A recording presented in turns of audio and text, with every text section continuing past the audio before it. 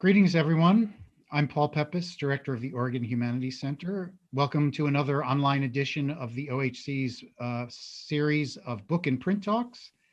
Our book and print talks are presented by University of Oregon faculty authors whose recently published books were supported by an Oregon Humanities Center Research Fellowship and/or an Oregon Humanities Center subvention grant to help cover publication costs. If you have questions at the end of the talk, please use the chat feature of Zoom. I'll moderate and ask the questions. We've also enabled the closed captioning function of Zoom. You can activate captions using the live transcript option at the bottom of the Zoom window. The talk is being recorded and will be available for viewing later today on the Oregon Humanities Center's website and our YouTube channel.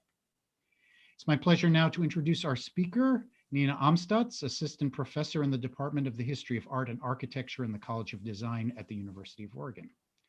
Professor Amstutz studies 18th and 19th century European art with particular interest in British and German art and issues surrounding landscape, nature, and the history of science. She completed her PhD in the history of art at the University of Toronto. Before joining the faculty at U of O, she was a postdoctoral research associate in the Department of Paintings and Sculpture at the Yale Center for British Art, where she co-curated the exhibition, The Critique of Reason, Romantic Art, 1760 to 1860. Professor Amstutz will speak to us today about her award-winning monograph, Caspar David Friedrich, Nature and the Self, published by Yale University Press in 2020. She worked on the book project during her 2017-2018 OHC Faculty Research Fellowship, and the publication was supported by an OHC subvention grant. Welcome, Nina. It's great to have you. We're looking forward to hearing about Caspar David Friedrich, Nature and the Self. Great. Thank you so much for that introduction and for having me. I appreciate all of you coming on this Friday to listen to me talk about the book. In addition to this book, I also wanted to just give a shout out to the Oregon Humanities Center that also supported this recently edited volume, which the title translates to The Image of Nature in Romanticism, Art as Philosophy and Science, which is an edited volume that's really closely related to the larger project. And I'm also grateful for the support for that one. And that just came out in March. All right, so I am gonna give a sort of informal overview really of the book project. And I guess I'll share my PowerPoint now so that you can follow along with some images. And really just sort of go over what motivated the project and some of the sort of main ideas that carry through. And I'll show you a few images that I'll talk about sort of generally in terms of my interpretation to, again, give you a kind of taste, but I won't necessarily give you an excerpt of one chapter or another. So I began this book, Caspar David Friedrich, Nature and the Self, really with an interest in the relationship between German Romantic landscape painting and science. And most of the scholars who've written about Friedrich's work have rather focused on the spiritual and political dimensions of his work, as well as certainly intersections with some of the philosophers of the early Romantic period, as well as poetry. And really the majority of books on the artist tend to focus on a set of iconic paintings. And I've just sort of put a handful on the screen for you that many of you have maybe seen before. And they focus on these paintings, certainly with good reason. They occasioned all sorts of interesting intellectual debates in aesthetics and art criticism around 1800. And so there's a rich sort of discourse from the period itself that looks at these paintings. Now, with respect to science, there had already been some scholarship on Friedrich and the natural sciences, especially the earth sciences. And so some scholars had looked at intersections between his landscapes, particularly his paintings of mountains, with the emerging science of geology. And this painting here, the Watzmann, for instance, is a great example because it's been interpreted really as a painting that is in dialogue with new theories emerging at the time, particularly at the hands of the geologist Abraham Gottlob Werner, about the successive stages of mountain formation, indicating that the earth sort of was created in a series of stages, really, and that different mountain formations are emblematic of those stages. And so potentially Friedrich was very interested in the history of the earth, and that had already been sort of looked at length. In my own work, I instead decided to focus on the life sciences. And I did that because I noticed that there were a whole sort of series of really interesting works that are largely completed a little bit later in Friedrichs' lifetime that seemed to me to intersect in sort of meaningful ways with the emerging science of biology, which also took momentous strides in the early 19th century. And these paintings, they seem to me to express a kind of real interest in the morphology of nature, namely an interest in nature's forms more than anything else, the forms of plants, the forms of rocks, and what have you. And what's even more notable about them is that most of these later works don't actually have any human figures in them. And human figures at this time still tend to be a really central place or centrally positioned within landscape painting. There has to be some kind of human narrative or iconography or something along those lines in landscape for it to be considered a legitimate painting. But Friedrich certainly breaks with that idea. And as I looked at these, I started to think that more than anything, really, this attention to form indicated closer intersections with imagery from the life sciences and natural history illustrations in particular, much more than the tradition of landscape painting up until this point. And I'll just show you what I mean. This is sort of a classic example of an 18th century landscape painting by the British artist Richard Wilson. And you'll probably notice if you look at it that the composition is kind of clearly divided into a foreground, middle ground, and background. There's a tree on the left that sort of nicely frames the composition. There's a river that leads off into the distance so that your eye is sort of carried off into the background. And then there are various signs of human civilization, whether it's the architecture or a few staffage figures here as well, and some sculptural fragment. So this is sort of the tradition that Friedrich was brought up in. But when I was looking at these paintings of his that were created later, again, as I said, I sort of felt like they might have more similarities actually with natural history illustration at the time. And in the late 18th century, naturalists in particular were preoccupied with empirically studying nature's forms, particularly through individual parts. So not necessarily an investment in looking at nature as a whole through visual illustrations at least, but looking at these sort of isolated specimens. And as you can see in this example by Humboldt and Bonpland, we have a kind of specimen that's placed against this neutral background. There's an attention to a few sort of isolated parts of the plant. And again, a real kind of focus in the foreground on this one motif more than anything else. And these kinds of illustrations tend to be in large volumes where kind of hierarchical taxonomies are formed of like and unlike forms. But in any case, there's a real kind of attention to the form of plants in order to sort of understand their larger place in nature. And certainly I think we can see that similarity in some of Friedrich's works. And I'll just show you one more example, because not all natural history illustrations from this time were necessarily without a background. But even in this example here, which is certainly much more romantic in flavor, the specimen is still sort of in the foreground. There's real attention to its morphology or its form more broadly. So in my book, I suggest that there's this formal sort of relationship to natural history illustration and Friedrich's what I call portraits of nature ultimately. But I also suggest that his work is conceptually anchored in the life sciences of the period. And there are a couple of sort of basic principles that led me to that conclusion and that really inform how I approach his paintings. And so the first of those principles is specific more or less to the early 19th century. And that is that during the Romantic period in Germany, landscape painting and science were really understood as complementary or even mutually supporting investigative practices. So that's the first one. And the second one is a much broader idea. and that is that art and science are discourses of knowledge that are ultimately shaped by larger cultural forces, and that science doesn't necessarily determine what those forces are.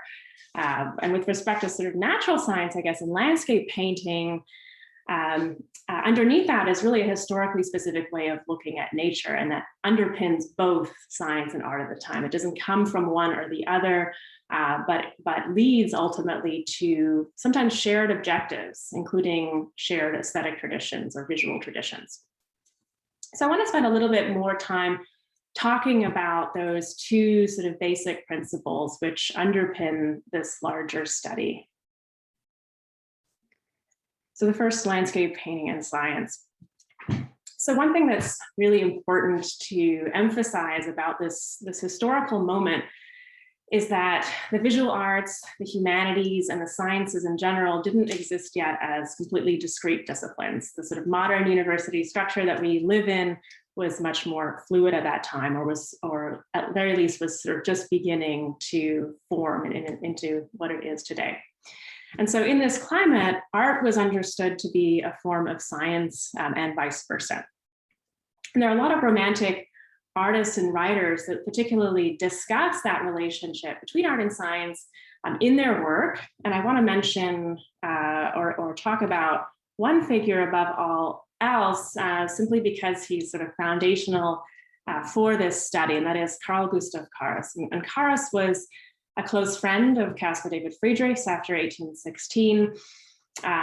He was himself foremost preoccupied with a variety of different sciences, including geology, gynecology, human physiology, all sorts of different sciences, really. But he was also an amateur landscape painter and particularly emulated Caspar David Friedrich's style and was taught by Friedrich how to paint. And along with that tutelage, he was interested in landscape theory, and largely sort of through conversations with Friedrich initially, and then later on through conversations with Alexander von Humboldt and Goethe, actually, he wrote these letters on landscape painting. The cover is on the right there, 9 letters on landscape painting, which were written between 1815 and 1824.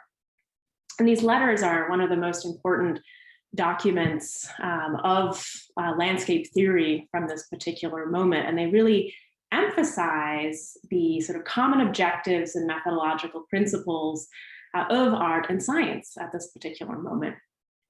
And I want to just read you one quote from this text that I think kind of aptly summarizes in a way Carus's views on the subject. And so he writes that art, quote, prepares and promotes the cognitive awareness of nature, which is natural science. So again, really not choosing to distinguish those things so readily. And the shared objective between what he sees really as two complementary approaches to the natural world ultimately can really benefit from integrating the conventions of the other into its methods and practices. And so with respect to natural science, for instance, he insisted that having a command of natural science would heighten the landscape painter's awareness of the nuances of nature's forms and cycles.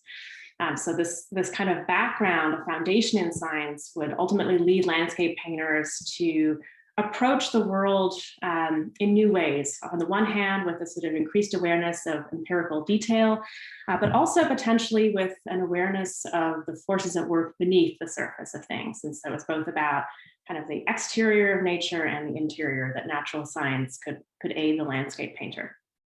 And then on the flip side, he equally emphasized that the landscape painter could help the natural scientist understand the essential character of nature. And particularly that would happen through something a little bit vague, but nonetheless important at this moment, and that is artistic intuition. So without art, Carus posited that the knowledge that could be gleaned from any kind of scientific inquiry would be limited in scope. And ultimately, the scientists can help us understand nature's parts individually, but it's really only the artists that can give us a sort of total impression of nature. And so again, there are limitations from sort of both sides, but in tandem together, ultimately we have a kind of greater insight into the natural world. And so Friedrichs' landscapes in particular were of real interest to Carus, as well as other scientists at the time. I'll mention one more. Gotthelf Heinrich von Schubert was another natural scientist that Friedrich met and befriended in 1806. And Schubert wrote this famous text, which is rather esoteric and certainly doesn't fall within the mainstream in the history of science, but at the time was very respected as an important text. And the title translates to Views from the Night Side of Natural Science from 1808. And in this text, Schubert sort of goes through the whole history of the Earth, beginning with the cosmos and ending with human life. And he has a kind of breaking point in one chapter where he stops talking about the human development and instead turns to Friedrich's landscapes. And he discusses a cycle of the seasons that Friedrich created very early in the 19th century, basically to explain the stages of human life and the parallels with cycles in nature. And so he actually, in this very serious scientific text, interjects with Friedrich's paintings to suggest that there's something that, again, we simply can't capture through the written word. We have to look to painting in order to understand it. So that's the first sort of main principle. And so I want to spend a little time now on the second, and that was the idea that there's a historically specific way of looking at nature in any given moment, and that it's worth sort of understanding what that means, both by looking at art and science in order to understand landscape in the Romantic period. So I'll start with science, simply because it's a little easier to sort of glean what that looks like from the perspective of the sciences, merely because we're used to reading things and science tends to be written out through words, whereas of course paintings are much more subjective to interpret. Although I'm sure some of the literature scholars, if they're already in the room, might disagree, but nonetheless, we're gonna start with science. So Romantic naturalists such as Carus and Schubert, they were, and generally the individuals that were moving in Friedrich's circle, they were deeply influenced by Friedrich Wilhelm Joseph von Schelling's nature philosophy. And Schelling viewed nature and her parts as an interconnected organic whole. And Schelling's followers, in turn, really tried to analyze different categories of life and matter together. So they rejected the idea that you might focus your study on one aspect of nature at the expense of others. They approach nature holistically, which is certainly something that we're seeing a return to today. And in studies by Carus and others, in addition to Schubert, worth mentioning are the sort of obscure individuals such as Lawrence Oken and Joseph Gures. They, in these sort of larger studies of nature that begin with the cosmos and sort of end with human life, they tend to draw all sorts of parallels throughout, and particularly parallels between animal and vegetable matter, or plants and animals, but also with the mineral kingdom as well. And what's further sort of noteworthy about all the kind of parallels that they draw between different classes of life and matter is that they're more or less always seeking to make observations about human life. So these texts tend to be very anthropocentric, even though they're looking at nature holistically. And they all are searching really for these kind of meaningful parallels between human life and nature at large. They're seeking to sort of discern common laws or origins, shared similarities or things among different forms in nature, materials, and processes. And they all took sort of the idea from nature philosophy that there's also this kind of progressive tendency in nature, which is almost a kind of proto-evolutionary idea that everything sort of in nature is constantly becoming more complex, and that culminates really in human life, although that idea in itself is certainly not aligned with evolutionary theory anymore. But animals and plants in these texts were deemed to be sort of less evolved or less developed forms lower stages, if you will, in this developmental progression that culminates with human life. And what that means is really a kind of early theory of recapitulation, meaning that the human body or the human mind contains within it sort of all aspects of nature, including these lower forms of plants and animals.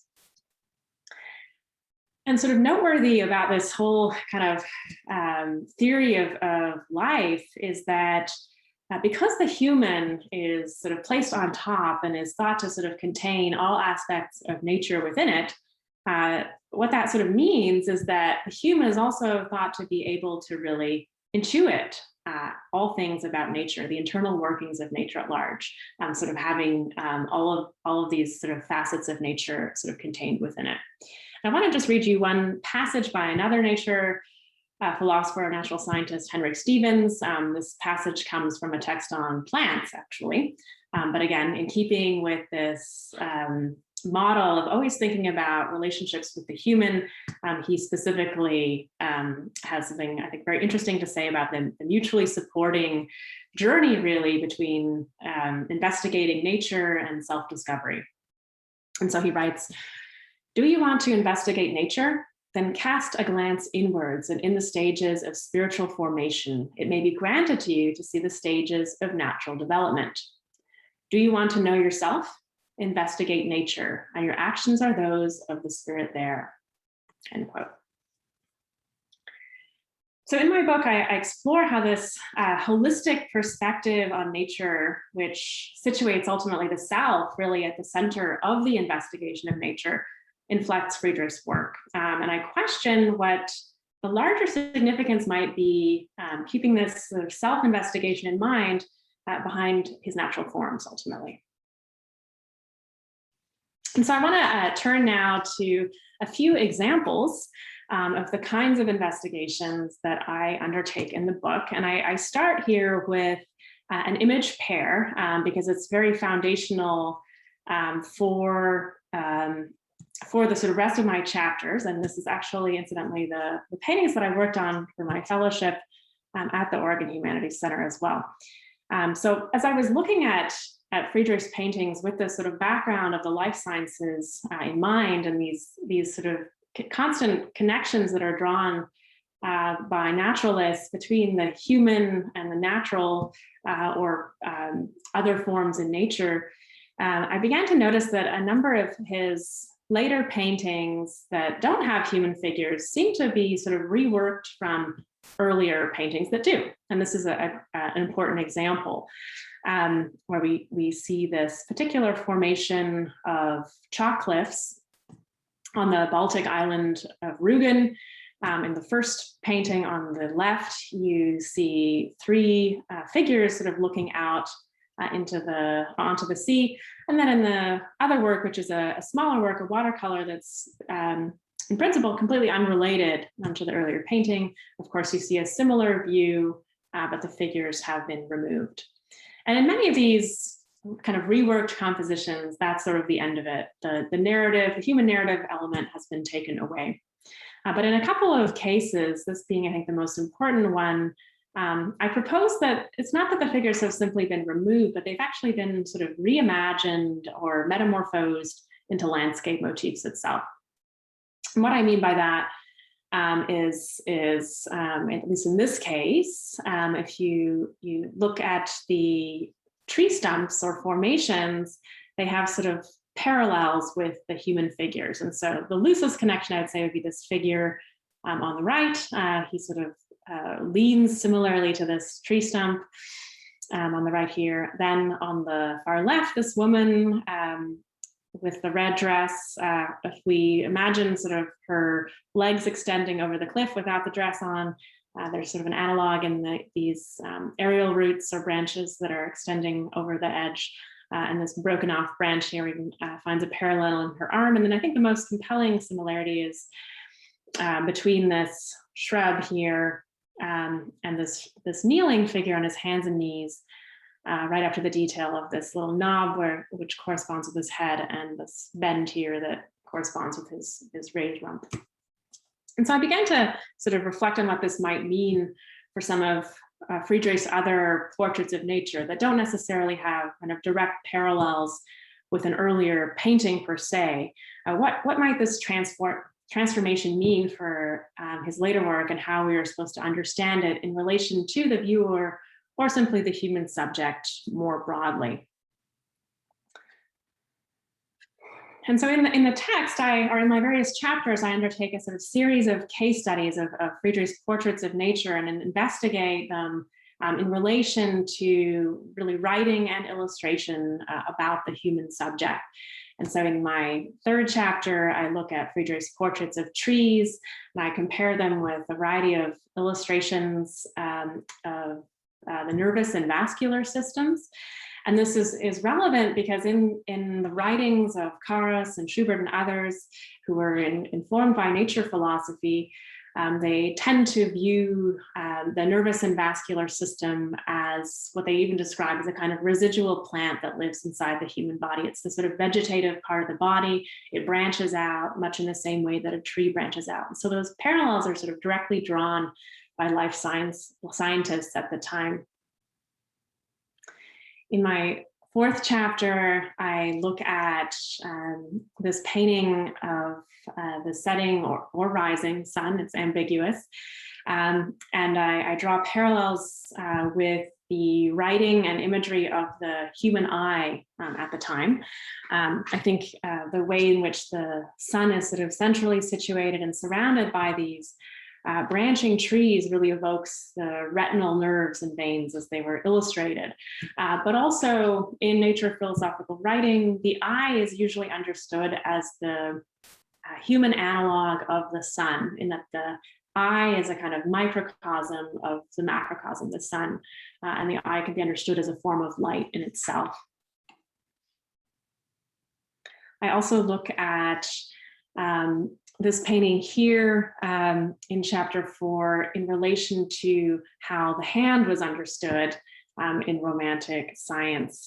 So this particular rock formation actually exists in a region called Saxon Switzerland in Germany, in Saxony. And the actual formation is similar, but a little bit different. Friedrich has added this fifth peak here, which I think has the sort of subtle effect of evoking a hand sort of rising up from the depths of the earth.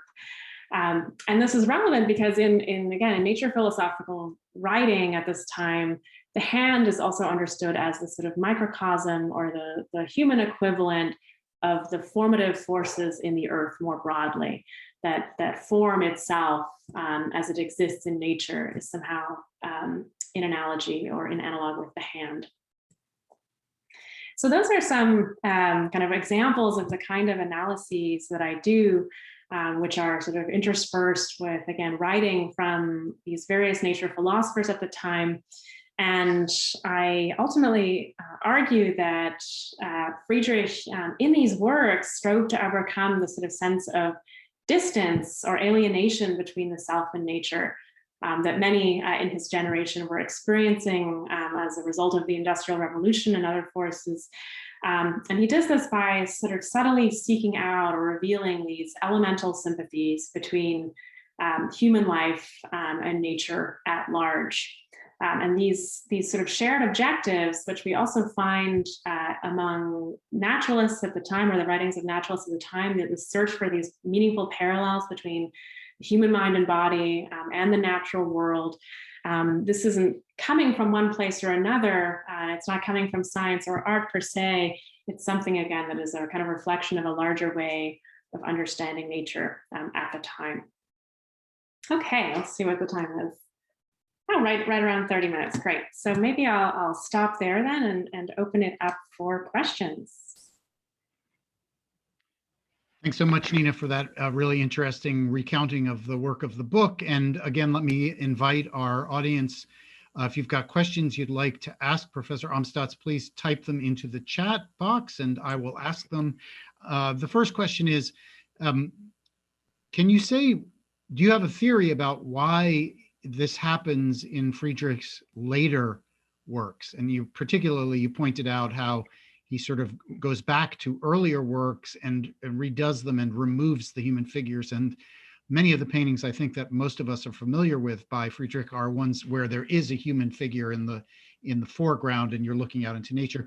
Do you have any thoughts about why that shift happened later in his career? Sure, no, that's a great question. I mean, I think there are a couple of things we could say. I mean, first of all, as a younger artist, he's sort of more directly, I guess, in dialogue with a particular landscape tradition. He's sort of negotiating that and finding his own path. And there are a whole variety of kind of radical breaks, even among his earlier paintings, that break with landscape convention in a host of different ways than I talk about, right? And so I think there's that. There's a sort of artist who's really quite radical and sort of reinventing the wheel. And he's doing that through a variety of ways, which is really consistent throughout his career. And why he starts doing this in the particular way that I suggest later on, I would say has to do with, again, these nature philosophers and naturalists with whom he's sort of corresponding. Particularly Carus, that's a very close relationship that he develops after 1816. And so, most of the works that I'm looking at in my book are from the 1820s. So I think it to some extent has to do with the circle that he was moving in and the sort of ideas that he was exposed to, and particularly that collaboration on the 9 letters on landscape painting that I mentioned. Although it's written by Carus, it is generally thought to be, at least in part, written through the sort of dialogue with Friedrich. And I think that's sort of where, again, these ideas about landscape painting and science are being parsed out.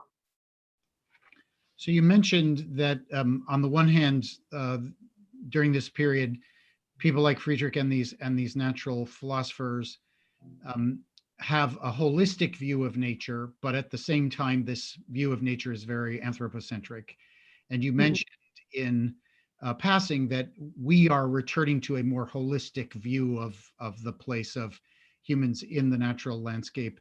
But it seems that at this point, anthropocentrism is not something that we want to be involved with. Do you want to say a little bit more about the relationship in your mind between that kind of romantic view of a holistic view of nature, which puts the human at the center of it, and our views of that holism today? Sure. Yeah, I mean, I think there's, although I'm very open about the sort of anthropocentrism of the Romantics, I would say, first of all, that there is sort of still a major distinction between how they think about things and, say, earlier paradigms of the cosmos. And so maybe the sort of most well-known one that sort of comes before is the great chain of being, that there are these sort of discrete categories of life that are hierarchically arranged with the human on top. And that, goes back to the Middle Ages. But the Romantics, although they sort of maintain that hierarchy to some extent, there's crossover, right? And the human, again, has the plant within it, the animal within it. And so it's a much more fluid sort of understanding that it really is proto-evolutionary.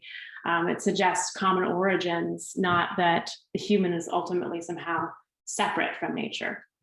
And so I think there's a kind of real interest in Romantic ideas about nature now in eco-critical thinking, precisely for that reason, because even if the human is still privileged at that moment, there is this idea that actually we're not so separate from other life forms, that there are these sort of commonalities.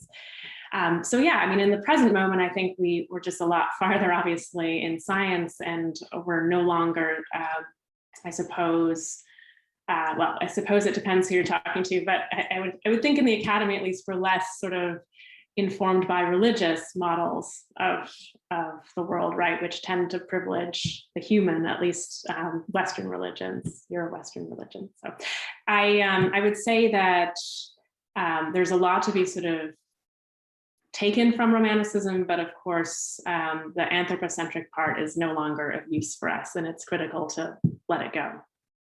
So a couple of questions from Dorothea Osmeyer. The first is, what is the relationship between terms magic naturali and natural science in the period? Are you familiar with those terms? Magic naturali? That's what she has written here. You want to explain further what you mean by that? Dorothea, you want to speak to that? I loved your talk, and I'm teaching right now the Runenberg by Tieck, which of course is an early version of landscape architecture or landscape painting, I would say, in literary terms. And all the students in my class are fascinated with magic and so on. And of course, the magic naturali by Martius, I think, was pretty important during this time, as well as Oken, as you mentioned. You know, there are different approaches and they connect perhaps much more to a kind of spiritual approach to nature than the later scientific one by Oken, etc., etc. And it seems to me that the Romantics negotiate, you know, especially these two very different approaches. You know, you think of Jakob Böhme, yeah, especially the influence of Jakob Böhme, also on Schelling, and it seems all these different romantic trends, or Stefan, whatever, trends, you know, strike different ways of balancing or negotiating. Does that make sense? Yeah. And again, the specific magic one, I have to be honest, I'm not familiar with, but certainly in the book, I look at Novalis and the hieroglyph as well, and Jakob Böhme comes into play there as well, particularly with Schubert. And I think, you know, what's sort of interesting about that particular moment is the sort of maybe the metaphysical and the, you know, what we more consider science today aren't viewed sort of as conflicting directions, right? The idea that there might be, you know, spiritual significance behind nature or things that are sort of beyond comprehension is not sort of in conflict with science.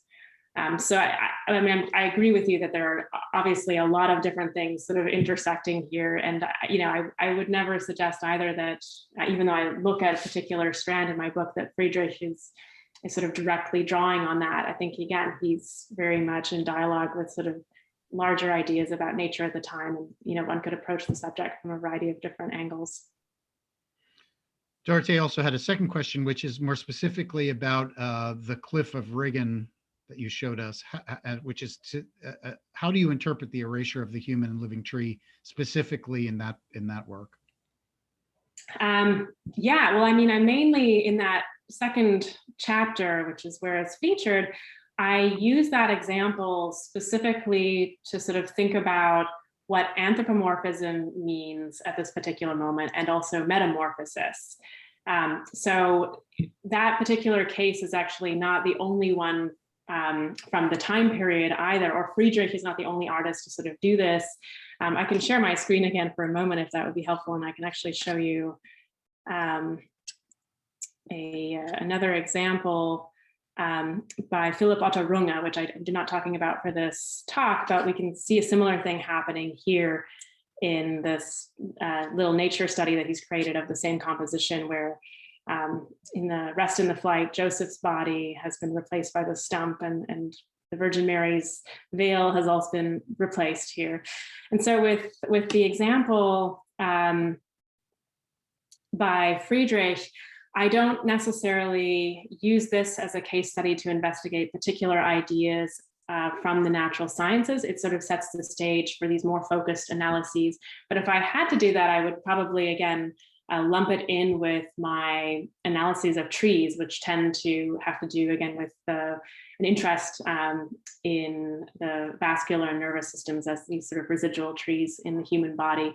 But I think, again, in this case, what it suggests is a particular sort of way of rethinking landscape. It suggests more than anything a kind of process that Friedrich was undergoing as he was seeking to sort of reinvent the wheel one more time and investigate ultimately very different themes in his work. And so this process of sort of taking an older composition, playing with it and rethinking it in a completely different context, it suggests sort of an interest in the sort of fluid boundaries between the human and the non-human, and the way that, or the place that sort of metamorphosis plays in this chapter specifically is actually not in relation to Goethe. Goethe suggests that everything sort of metamorphoses to the more complex form, which would imply that the human cannot become a tree, but only the tree can become a human. But in some of the other writings from the time about metamorphosis, particularly by Schubert, he suggests that there's always sort of an ebb and flow where everything is kind of in a transformative state permanently, both becoming more complex and sort of retreating again to the simpler forms. So in terms of that chapter, I mainly sort of look at it again as a case study, but focus certainly on the idea of metamorphosis. So a couple of follow-ups on your response. One question is, what about those sailboats, which appear in both versions? Do you have any comments on those? It's funny that you say that, because one of the most recent reviews of the book was like, what about the sailboats? So I appreciate your excellent observation skills. Yeah, I mean, I am not sure I have anything so concrete to say about that, other than the sailboats serve a sort of very specific purpose. They serve to create the impression of depth. I'll just pull it up again.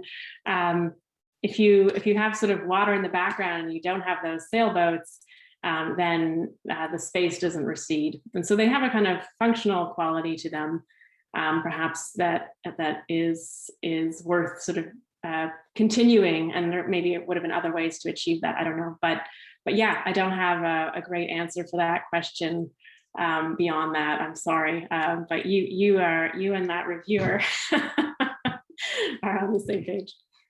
So the next question is from your colleague Joyce Cheng, yeah, who thanks you for your talk. It's always a pleasure to hear about the Romantic tradition's ambitious project of articulating a new anthropology through a new conception of natural sciences and cosmological terms. Joyce is interested in what you make of the emphasis on ideality in the Romantic conception of nature, which seems very pronounced in Carus and Friedrich. In other words, the emphasis is on selective features and principles in nature that are considered ideal and sublime rather than vulgar. This is also interconnected with the renunciation of the social, as advocated by Carus, the artist needing to renounce the worldly. The refuge into an ideal nature is therefore a refuge into idealized subjectivity, which can be accused of being apolitical. Do you have thoughts on that? Oh boy. Well, I guess maybe I'm not sure I fully know where you want me to go with that in terms of ideality, but if you're thinking sort of a priori ideas sort of in nature, if that's more or less where you're going with it, I would say that's sort of central to searching for sort of, or central to the natural sciences, because after the 18th century and all this sort of empirical analysis that came with the Enlightenment, the Romantics were sort of really interested in finding out what it all means, right? There's only so far you can go by, analyzing the surface of things, right? Or every sort of individual part. They wanted to understand sort of the connections with the whole, right? What does this little part tell us ultimately about us, about the whole? And so a priori ideas were sort of central to constructing these sort of large cosmologies that have these threads that run throughout, where everything has a common origin. There are these continuities between microcosm and macrocosm. These are obviously things that cannot simply be observed in the empirical world. It's all an idea, right? So that would be the sort of best answer. I think I can offer that very long question. Thank you, Joyce. I'm happy to talk about it more with you at another point. So the next question is from Abigail Fine in the School of Music and Dance. And Abigail's question is, do Gothic ruins in these paintings have a correlate in human physiology, and are they comparably anthropomorphic? That's a great question. I don't analyze any paintings in the book that have ruins in them, but I think ruins are important for the sort of larger sort of theme in Romantic landscape painting, whether it's pursued through the sciences or not, between nature and the human subject, right? And so ruins, of course, suggest civilization that is returning to nature, or the human sort of return to nature. They have that cyclical quality in the same way that, many of Friedrichs' paintings also have dying trees right next to sort of new life sprouting. And so I think the ruin, at least, in relation to my own project, even though it doesn't have a place in it per se, is that it again suggests a kind of investigation that seeks to sort of connect the human with the natural, and to sort of undercut the idea that the human is sort of permanent, that human is subject to anything else other than these same cycles in nature. So you've helped us to understand that during this period, the boundary between the humanities and the sciences, between the arts and the sciences, is more porous. This is prior to what C.P. Snow calls the two cultures. And you've spoken quite eloquently about the ways in which natural scientists were arguing that there's something to be gained from studying art, and artists were saying that there was something to be gained from studying natural science. Is there a kind of forward-looking implicit polemic in your work about where we are in relation to the division between the sciences and the arts and the humanities? That's a good question. I mean, I think in the introduction, go over some of those more recent debates a bit. But that's a hard one, because I think from the perspective of the arts at this point, everybody's excited about science, and a great example is the emerging, or not even emerging anymore, the now sort of well-published field of neuro art history, if you will, or an interest in the relationship between neurology and aesthetics. But it still seems to me that interest, or another example might be bioart, where a lot of artists are playing with genetics to generate new life, right? And those are certainly both in dialogue with the sciences, but also in dialogue with older ideas about the relationship between natural generation and human creation. But from the perspective of the sciences, I think there's still certainly more skepticism about the value that the visual arts might have in the practice of the pursuit of science. And I'm not sure I have an answer for what that utility might be, other than that certainly I think the humanities more general, and the visual arts, I think, play a role in sort of critical thinking in general, obviously help scientists, or have the ability to help scientists sort of look at the ways in which their own paradigms are historically specific, are a reflection not just of hard science, but of general ideas and approaches to nature that characterize a particular age. And there certainly are some scientists who are open to that, and others who are very resistant to it. But I think one great example of somebody who's sort of very interested in the relationship between art and science today, from the science perspective, that relates to some of my new work, is Richard Prum, who is an evolutionary ornithologist at Yale, but is looking back to sexual selection to understand beauty. And has received a kind of complete hostile response from the scientific community, but art historians are all, excited about him, myself included. So there are, figures, I think, in the sciences who are pursuing the intersection with real interest, but it's more limited from that side. So you've just very quickly, in passing, alluded to your own new work, and we actually have a question from Alice Parman that's asking that exact question. What are you working on now? And given what you've just been talking about, why don't you tell us a little bit about what you're working on now? Sure, yeah.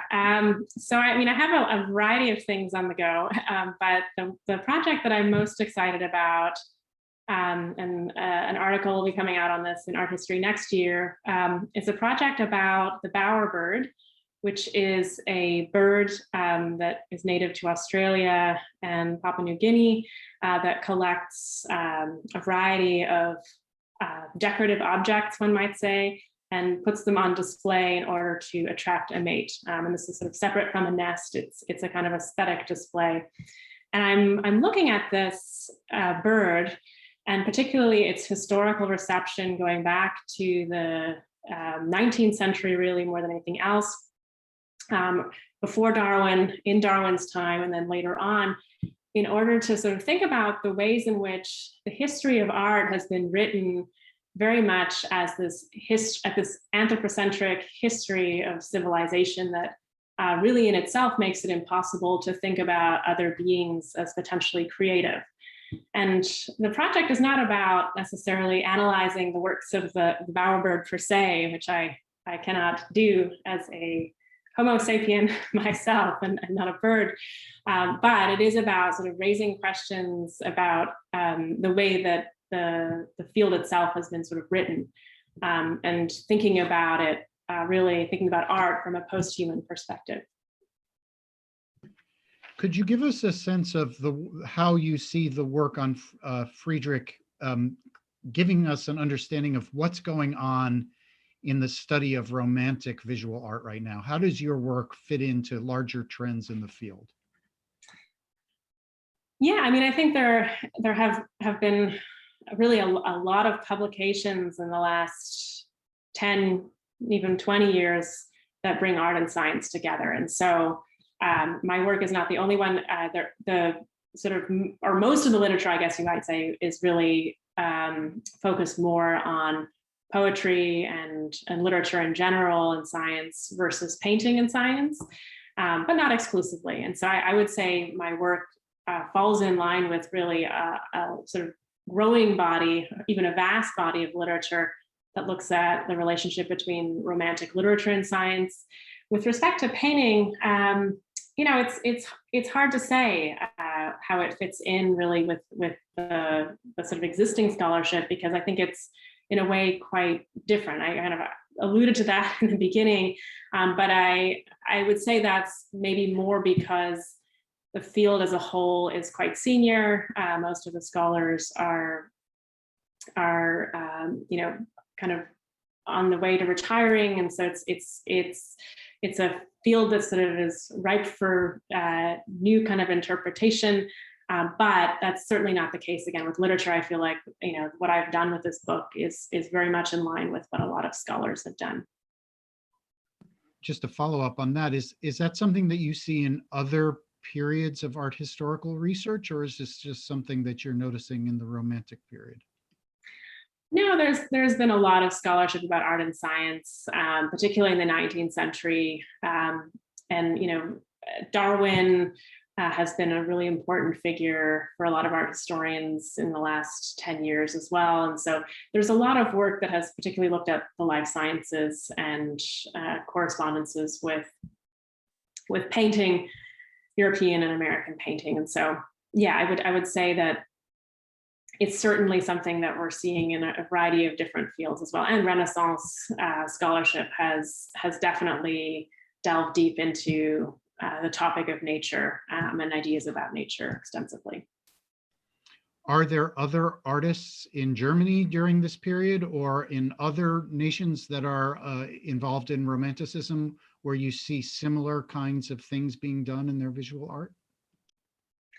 That's a good question. I kind of started this project thinking that I might work on a variety of different artists, but I ended up working on Friedrich mainly because this sort of approach to printing a portrait of nature seemed to actually be quite unique to him.